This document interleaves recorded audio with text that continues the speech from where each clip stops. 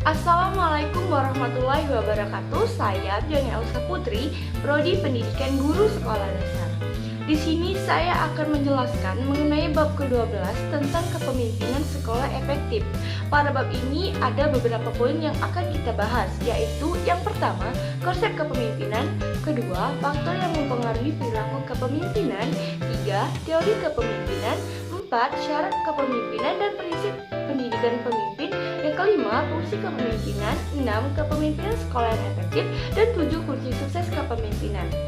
Langsung saja kita mulai membahas bab 1, yaitu konsep kepemimpinan.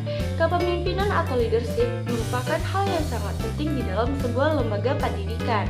Kepemimpinan di dalam lembaga pendidikan berkaitan dengan bagaimana kepala sekolah mampu untuk mendorong kinerja pada para guru serta menunjukkan sifat yang bersahabat, dekat, perhatian, serta penuh pertimbangan terhadap para guru, baik secara kelompok maupun individual.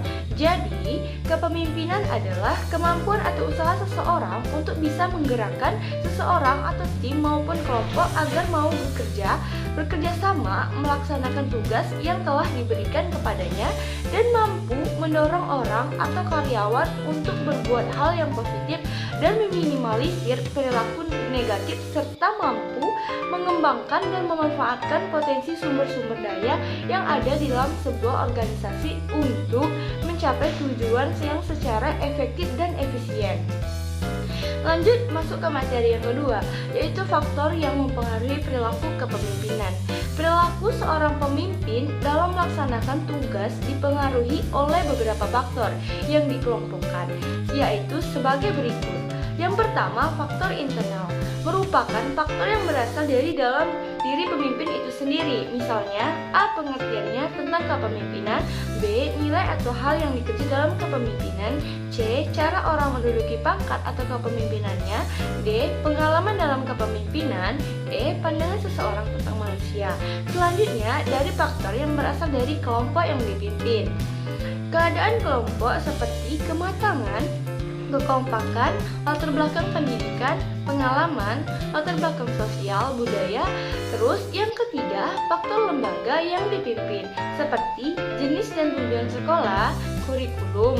Dan keempat, faktor legal. Seorang pemimpin pendidikan akan berhadapan dengan peraturan-peraturan formal dari instansi struktur di atasnya dan akan mempengaruhi perilakunya.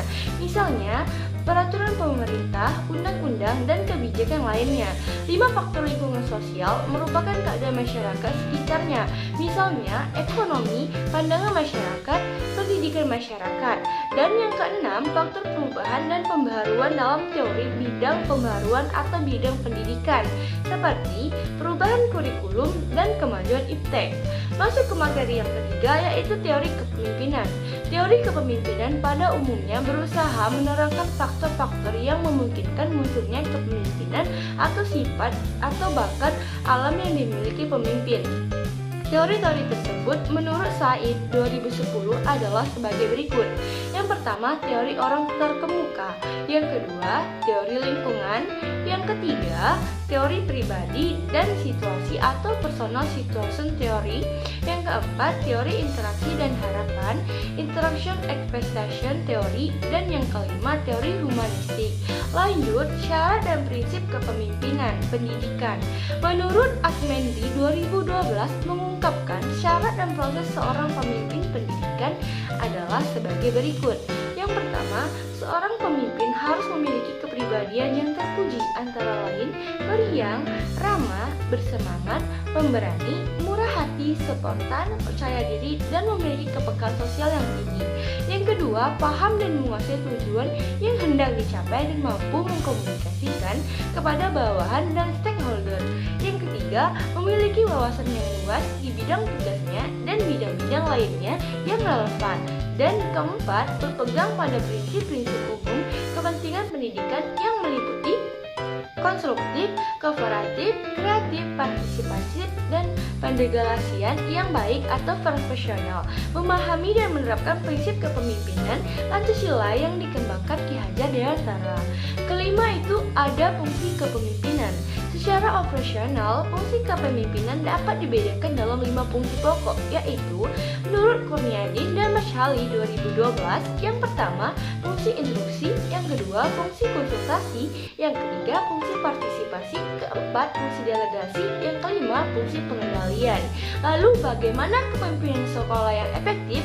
Menurut Black dan Montun 1964, dalam memimpin sebuah organisasi diperlukan beberapa elemen yang dapat mengantarkan sebuah kepemimpinan yang efektif, yaitu satu, inisiatif atau pemimpin harus tanggap dengan keadaan dan kondisi organisasi yang dipimpinnya, serta memiliki daya inisiatif yang tinggi sehingga ia mengetahui kapan ia harus memutuskan untuk melakukan suatu kebijakan atau kapan ia harus meninggalkannya berkenaan dengan kesinambungan organisasi ke depannya. Yang kedua, inquiry. Dalam memimpin, maka seorang pemimpin harus memiliki informasi yang komprehensif tentang hal yang menjadi tanggung jawabnya. Yang ketiga, advokasi. Dukungan sangat dibutuhkan dalam kepemimpinan. Banyak kasus menunjukkan bahwa seorang pemimpin kadang merasa kurang percaya diri dengan perbuatan dan kebijakan yang ia putuskan karena dirinya tidak memiliki dukungan yang maksimal dalam kelompok. Yang keempat, conflict solving. Pemimpin selain memiliki inisiatif dan kreatif juga dituntut harus memiliki kemampuan untuk memecahkan masalah dalam organisasi, baik masalah tersebut bersifat internal maupun eksternal. Yang kelima, decision making.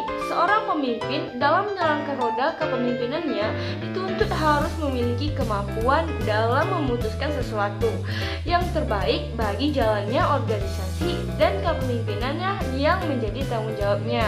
Yang kelima, kritiku. Jiwa kritis ini menuntut kejelian pemimpin dalam memimpin sebuah organisasi. Materi yang terakhir membahas kunci sukses dari kepemimpinan.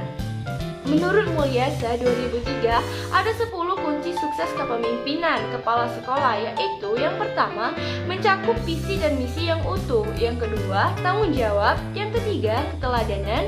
Empat, membenarkan orang lain. Yang keenam, memberikan pelayanan prima. Ketujuh, mengembangkan orang lain. Kedelapan, memperdayakan sekolah. 9, fokus pada peserta didik. Dan 10, manajemen yang mengutamakan praktik. Jadi, itulah dia penjelasan materi bab kedua. Sekian dan terima kasih.